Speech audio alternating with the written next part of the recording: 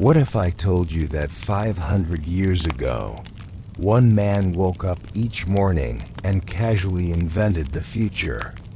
A man who painted the world's most famous smile, designed flying machines centuries before flight, and dissected corpses in secret to unlock the mysteries of life itself.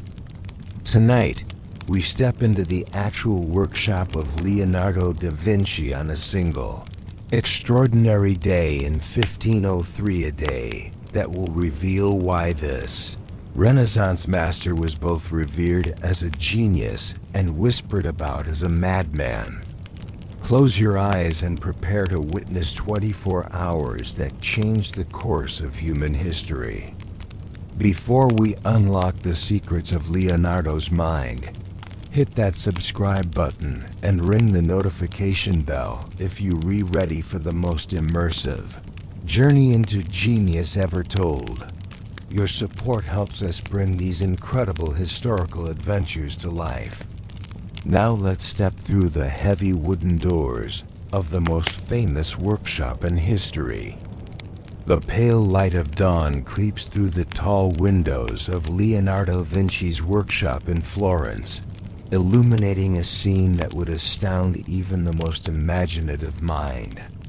It is April 15th, 1503, and the man who will be remembered as history's greatest polymath stirs from his unusual sleeping arrangement, not a conventional bed, but a narrow cot positioned strategically among his works in progress, as if even in sleep he cannot bear to be separated from his creations. At 51 years of age, Leonardo's mind burns with the intensity of a man half his age. His workshop is a testament to the breadth of his curiosity. Mechanical birds hang from the rafters alongside anatomical sketches. Mirrors are positioned at impossible angles to study light and reflection, and everywhere, scattered like fallen leaves, are pages covered in his distinctive mirror writing, legible only when held up to a looking glass. Leonardo rises with the methodical precision that characterizes everything he does. His morning routine is not mere habit, but a carefully orchestrated preparation for the day's investigations. He begins with exercises for his hands, the precious instruments through which his genius flows into the world. Each finger is stretched and flexed, each joint rotated with the care a violinist might show his instrument. The workshop around him tells the story of a mind that recognizes no boundaries between disciplines. Here, a partially dissected human heart sits beside sketches for a flying machine. There, mathematical calculations for perfect proportions share space with recipes for new paint pigments. To most observers, the scene would appear chaotic. To Leonardo, it represents the natural order of a universe where everything is connected to everything else. As the morning light grows stronger, Leonardo moves to his observation post at the eastern window. He has installed a complex arrangement of mirrors and prisms that allows him to study the rising sun without damaging his eyes, those precious organs that he considers the windows to all knowledge. This is not idle curiosity, but systematic investigation. Leonardo has been tracking the sun's path for years, documenting how light changes throughout the day and seasons. As Florence begins to stir with the sounds of commerce and daily life, Leonardo descends to the most secret part of his workshop, a hidden chamber where he conducts his most dangerous and revolutionary work. Here by the flickering light of carefully positioned candles lies the body of a young man who died 3 days ago. Obtained through Leonardo's discreet network of contacts who understand both his need for knowledge and the weight of his discretion. The Catholic Church strictly forbids the dissection of human bodies, considering it a desecration of God's creation. The penalty for such activities could be excommunication, imprisonment, or death. Yet Leonardo cannot resist the call of understanding. How can he paint the human form with truth and life if he doesn't understand what lies beneath the skin? How can he design machines that work like living bodies if he doesn't comprehend the mechanics of life itself? Leonardo's approach to dissection is both scientific and reverent.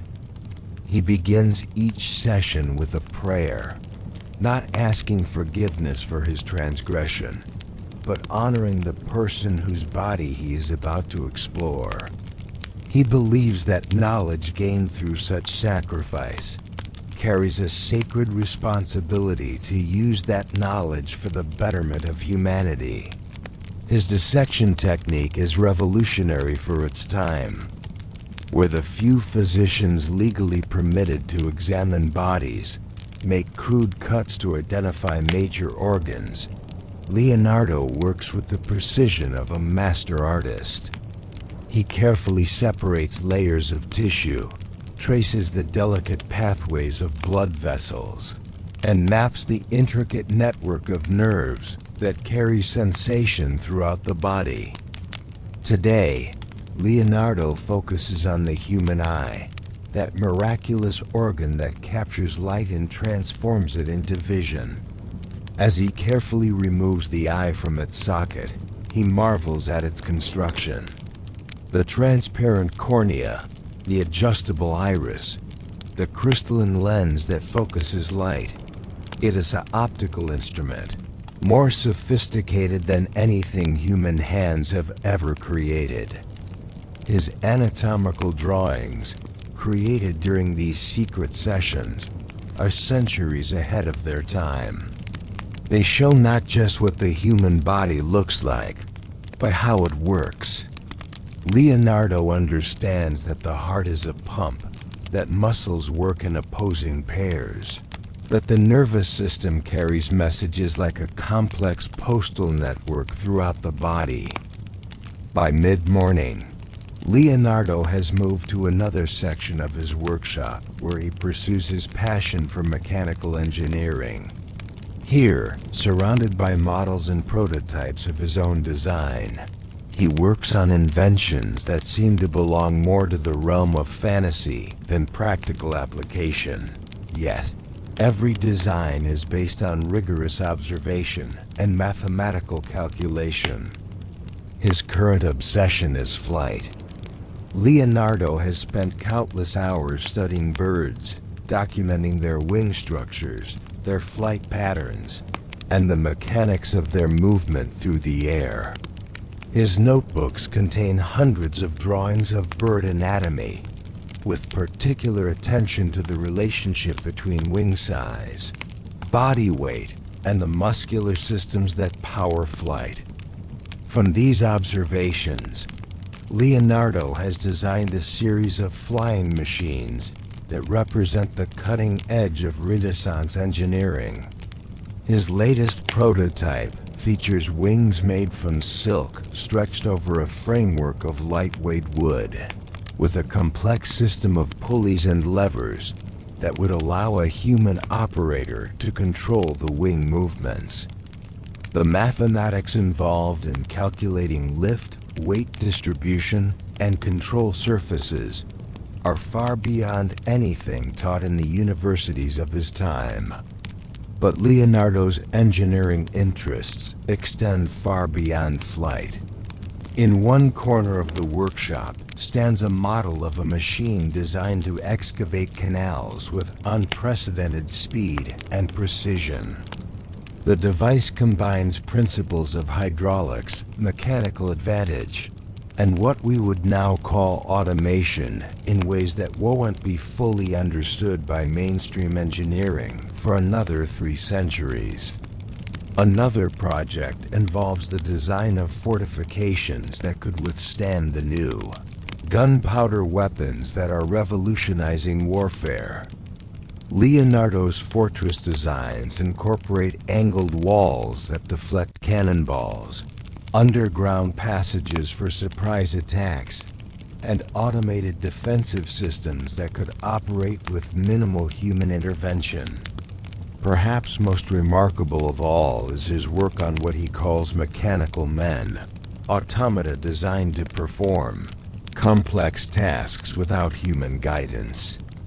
His most advanced creation is a mechanical knight that can walk, sit, stand, and even raise its visor. The device operates through an intricate system of gears, springs, and cams, all hidden within a suit of armor that gives no hint of the mechanical complexity within. As the sun reaches its zenith, Leonardo turns his attention to the work that provides his livelihood and his immortality, painting. But for Leonardo, art is never merely decorative or commercial. Every painting is an experiment, every portrait a scientific investigation into the nature of light, color, and human perception. His current masterpiece is a portrait that has been consuming his attention for over 2 years, the enigmatic smile of Lisa Gherardini, the wife of a Florentine silk merchant. What started as a simple commission has become an obsession, a quest to capture not just physical appearance, but something deeper, what Leonardo calls the movements of the mind. The technical challenges Leonardo sets for himself would daunt lesser artists. He is experimenting with a painting technique called sfumato, building up layers of translucent color to create effects of depth and atmosphere never before achieved. His pigments are mixed according to formulas he has developed through years of chemical experimentation, combining traditional materials with exotic substances obtained from traders who traveled to the far corners of the known world. But the greatest challenge is capturing the subject's inner life. Leonardo believes that a truly great portrait should reveal not just how a person looks, but who they are, their thoughts, their emotions, their very soul. This requires not just technical skill, but psychological insight of the highest order. Leonardo's painting sessions with Madonna Lisa are intense, almost mystical experiences. He studies her face with the same systematic attention he brings to his anatomical work, noting how the play of light and shadow changes with her expressions, how her eyes reflect her thoughts, how the subtle movements of her lips reveal her emotions. The painting itself is a marvel of technical innovation. Leonardo has developed new techniques for creating the illusion of three-dimensional form on a flat surface, using mathematical principles of perspective that he has derived from his studies of optics and geometry. The background of the portrait incorporates atmospheric perspective, the way distant objects appear lighter and less distinct, creating a sense of infinite space that draws the viewer into the painting. The afternoon brings a change in Leonardo's routine as storm clouds gather over Florence. The approaching weather affects him in ways that others might find strange. He becomes more contemplative, more philosophical, as if the electrical tension in the air stimulates his mind to deeper thoughts. Leonardo retreats to his library, a room lined floor to ceiling with books, manuscripts, and scrolls collected from across Europe and beyond. Here are works by Aristotle and Plato, treatises on mathematics and astronomy, texts on medicine and natural philosophy, and rare manuscripts that exist in only a few copies worldwide. But Leonardo is not merely a collector of knowledge. He is a synthesizer, a thinker who sees connections where others see only separate disciplines. As he reads, he makes notes that link concepts from different fields, creating a web of understanding that encompasses art, science, engineering, and philosophy as aspects of a single unified truth. Today, Leonardo is grappling with questions that will not be fully addressed by mainstream philosophy for centuries to come. He wonders about the nature of consciousness. What makes a human being different from his mechanical automata? He speculates about the relationship between mind and body. How do thoughts become actions? How do emotions manifest as physical expressions? These are not idle philosophical musings, but practical questions that affect all of Leonardo's work. His understanding of consciousness influences his approach to portraiture. His theories about the mind-body connection inform his anatomical studies. His speculation about the nature of perception shapes his experiments with optics and his innovations in painting technique. Leonardo's philosophical investigations are recorded in a series of notebooks written in his characteristic mirror script. These texts represent some of the most advanced thinking of the Renaissance period, yet they remain largely unknown because of their unconventional format and the secretive nature of Leonardo's work. As the storm breaks over Florence, Leonardo descends to another hidden chamber of his workshop, his chemical laboratory. Here, surrounded by furnaces, retorts, and vessels of every description, he pursues investigations that blur the line between science and alchemy, seeking to understand the fundamental nature of matter itself.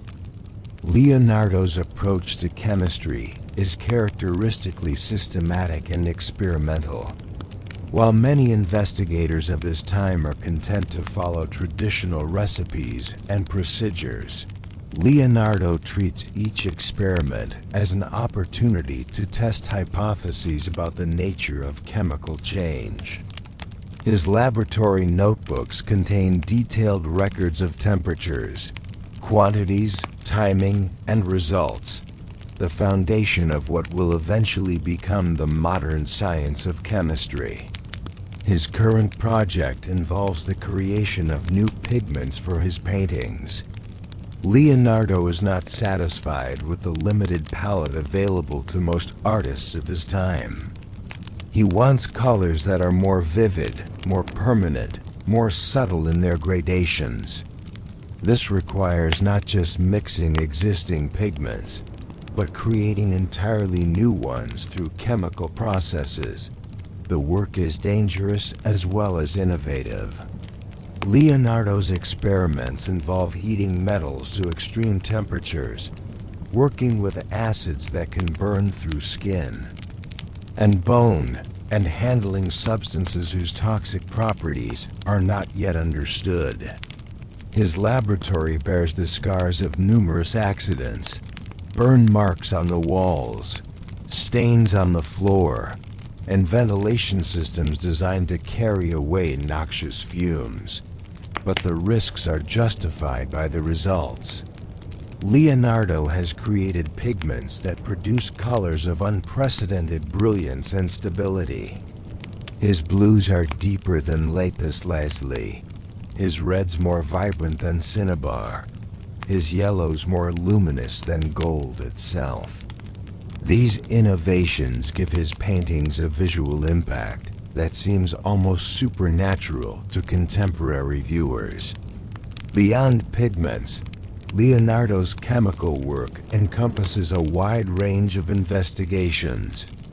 He has developed new methods for preserving organic materials, creating alloys with superior properties, and producing glass with exceptional clarity and strength. His understanding of chemical processes informs his work in every other field. From the preservation of anatomical specimens to the creation of mechanical devices.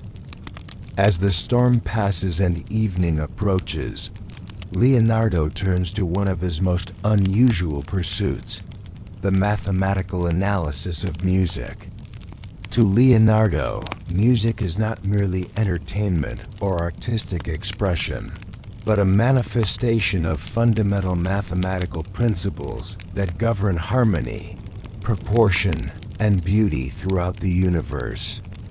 Leonardo has constructed a series of instruments designed not just to produce music, but to demonstrate the mathematical relationships that underlie musical harmony. His workshop contains a collection of strings of varying lengths and tensions, arranged to show how the ratios between different notes correspond to simple mathematical proportions. But Leonardo's musical investigations go far beyond traditional music theory. He has developed a system of notation that incorporates not just pitch and rhythm, but also dynamics, timbre, and emotional expression. His compositions are written in a complex symbolic language that specifies not just what notes to play, but how to play them to achieve specific psychological effects. Leonardo believes that music has the power to influence human behavior and emotion in predictable ways. His notebooks contain detailed observations of how different musical intervals affect listeners, how rhythm can induce various states of consciousness, and how melody can evoke specific memories and associations. These investigations have practical applications in Leonardo's other work. He uses musical principles to create visual harmonies in his paintings, applying the same mathematical ratios that govern musical intervals to the relationships between colors and forms. His architectural designs incorporate musical proportions, creating buildings that are not just structurally sound, but aesthetically pleasing in ways that viewers cannot consciously identify. Leonardo's mechanical devices often incorporate musical elements as well.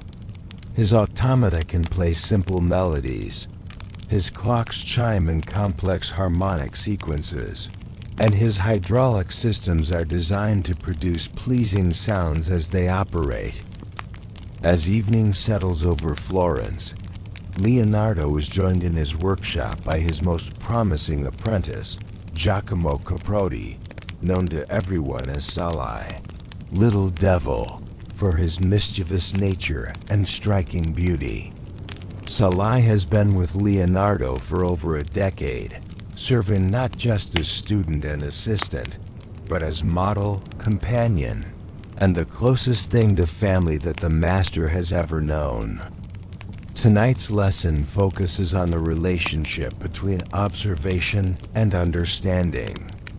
Leonardo believes that true knowledge comes not from books or teachers, but from direct experience of the world. He demonstrates this principle by having Salai observe a simple candle flame, then asking him to describe not just what he sees, but what questions the observation raises. "What makes the flame dance?" Leonardo asks.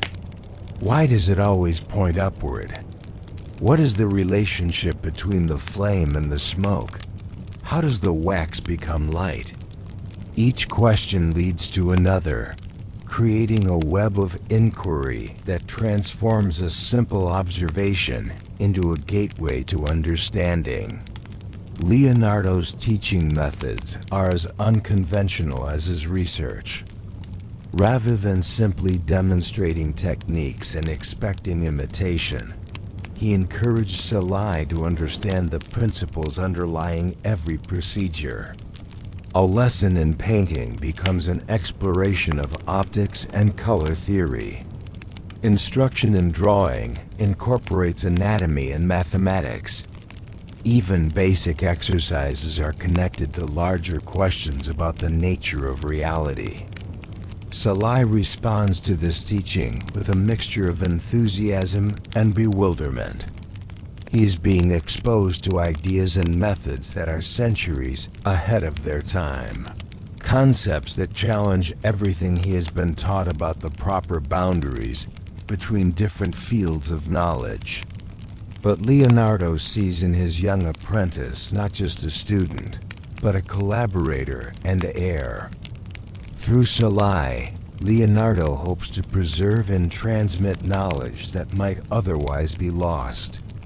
The master is acutely aware that his unconventional methods and secretive practices make him vulnerable to charges of heresy or witchcraft. By training Salai in his techniques and theories, Leonardo ensures that his work will continue even if he cannot. As night falls, Leonardo turns to his correspondence, a vast network of letters that connects him with scholars, artists, and inventors across Europe and beyond. This correspondence is one of Leonardo's most valuable resources, allowing him to share ideas, obtain rare materials, and stay informed about developments in fields ranging from astronomy to anatomy. Leonardo's letters are written in multiple languages and codes, depending on the sensitivity of the information being transmitted. His most important correspondents include mathematicians in Germany, anatomists in Padua, engineers in France, and natural philosophers in England. Through these connections, Leonardo participates in an informal but highly effective network of knowledge exchange that transcends national and religious boundaries. Tonight, Leonardo is responding to a letter from Luca Pacioli, the mathematician who has become one of his closest intellectual companions. Pacioli has sent Leonardo a problem involving the mathematical relationships between geometric forms, a puzzle that requires both theoretical understanding and practical application. Leonardo's response incorporates not just mathematical calculations, but drawings that illustrate the principles involved. His ability to visualize abstract mathematical concepts gives him insights that pure mathematicians might miss, while his practical experience with engineering and art provides real-world applications for theoretical discoveries. Another letter comes from a physician in Padua who has obtained permission to perform legal dissections and is sharing his findings with Leonardo. This correspondence allows Leonardo to compare his own anatomical discoveries with those of other investigators, confirming some observations and raising new questions about others. Perhaps most intriguing is a letter from an inventor in France who claims to have developed a new type of lens that can magnify objects to unprecedented degrees. Leonardo is skeptical but intrigued, and he begins drafting a response that will test the inventor's claims while revealing as little as possible about his own optical experiments. As midnight approaches, Leonardo enters the most mysterious phase of his daily routine. He has discovered that the hours between midnight and dawn are when his mind is most receptive to what he calls divine inspiration, sudden insights and revelations that seem to come from beyond the realm of ordinary consciousness. Leonardo has developed techniques for inducing and capturing these visionary states. He begins by reviewing his notes from the day, allowing his conscious mind to process and organize the information he has gathered. Then he engages in a series of mental exercises designed to quiet his analytical thinking and open his awareness to more intuitive forms of knowledge. The visions that come to Leonardo during these sessions are not mystical or supernatural. but rather represent the culmination of his conscious investigations. His mind, freed from the constraints of logical analysis, makes connections and leaps of understanding that would be impossible through purely rational thought. Tonight, Leonardo experiences a particularly vivid vision related to his flying machine experiments. He sees clearly how the principles of bird flight can be applied to mechanical devices, but not through simple imitation. Instead, he envisions machines that use the same physical principles as birds, but employ different mechanisms to achieve flight. The vision reveals design solutions that Leonardo has been struggling with for months.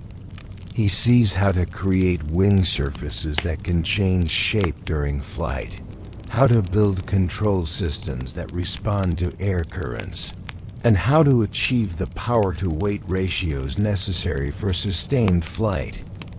As quickly as possible, Leonardo sketches these insights in his notebooks, using his mirror writing to capture the details before they fade from memory. These midnight visions have been the source of many of his most important innovations, and he has learned to trust them even when they seem to contradict conventional wisdom. In the deepest hours of the night, Leonardo pauses in his work to contemplate the extraordinary day that is drawing to a close. He has moved seamlessly between art and science, theory and practice, observation and speculation, finding unity in what others see as separate and unrelated domains. The day's work has reinforced Leonardo's conviction that all knowledge is interconnected, that the same principles govern phenomena at every scale from the microscopic to the cosmic. His anatomical studies have informed his engineering projects. His optical experiments have enhanced his artistic techniques, and his philosophical reflections have provided frameworks for understanding everything from music to mechanics. But Leonardo also recognizes that his approach to knowledge is dangerous as well as revolutionary. His anatomical dissections violate religious law. His mechanical inventions challenge traditional craft practices, and his philosophical speculations question accepted authorities. He must work in secret, sharing his discoveries only with trusted colleagues and carefully selected apprentices. The isolation imposed by secrecy is one of the prices Leonardo pays for his pursuit of knowledge. He cannot publish his discoveries, cannot claim credit for his inventions, and cannot engage in open debate about his theories. His contributions to human understanding must remain hidden, preserved only in coded notebooks that may not be deciphered for centuries. Yet Leonardo finds satisfaction in the work itself, in the process of discovery and understanding that drives him forward each day. He believes that knowledge pursued for its own sake has intrinsic value, regardless of whether it receives recognition or practical application. The joy of understanding, the thrill of discovery, and the satisfaction of creating something new are rewards enough for his efforts. As the first pale light of dawn begins to filter through the workshop windows, Leonardo experiences a moment of profound clarity about the nature of his quest. He realizes that despite all his achievements, all his discoveries, all his innovations, he remains fundamentally a student, someone whose greatest joy comes not from what he knows, but from what he has yet to learn. This insight fills Leonardo with both humility and excitement. Humility, because he recognizes how much he still doesn't understand about the world around him. Excitement, because he sees endless possibilities for new discoveries, new connections, new insights that will deepen his understanding and expand his capabilities. Leonardo's notebooks are filled with questions as much as answers, with speculations as much as conclusions. He has learned that the most important discoveries often come not from finding solutions, but from asking better questions. Each answer he discovers leads to new questions. Each problem he solves reveals new mysteries to explore. This perpetual curiosity is what drives Leonardo forward, what gives meaning to his work, and what ensures that he will never be satisfied with what he has already achieved. He is a man in love with learning itself, someone who finds in the pursuit of knowledge a source of joy that transcends any external reward or recognition. As he prepares to begin another day of investigation and discovery, Leonardo feels grateful for the gift of curiosity that has shaped his life. He knows that not everyone shares his passion for understanding, his need to question and explore and experiment. He considers himself fortunate to have been born with a mind that finds wonder in everything from the flight of birds to the smile of a woman to the movement of water through a canal. As we leave Leonardo da Vinci's workshop and return to our modern world, we carry with us a profound appreciation for the power of curiosity, the value of systematic investigation, and the importance of seeing connections between seemingly unrelated phenomena.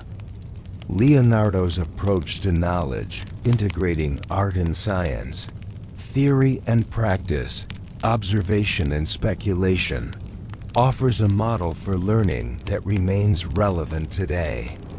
In an age of increasing specialization, his example reminds us that the most important discoveries often occur at the intersections between different fields of study. The secrecy that surrounded much of Leonardo's work also reminds us how fragile the pursuit of knowledge can be. Throughout history, investigators have faced persecution, censorship, and suppression for challenging accepted beliefs and exploring forbidden territories. The freedom to investigate, to question, and to discover is a precious gift that should never be taken for granted. Leonardo's story is ultimately about the triumph of human curiosity over the forces that would limit and constrain it.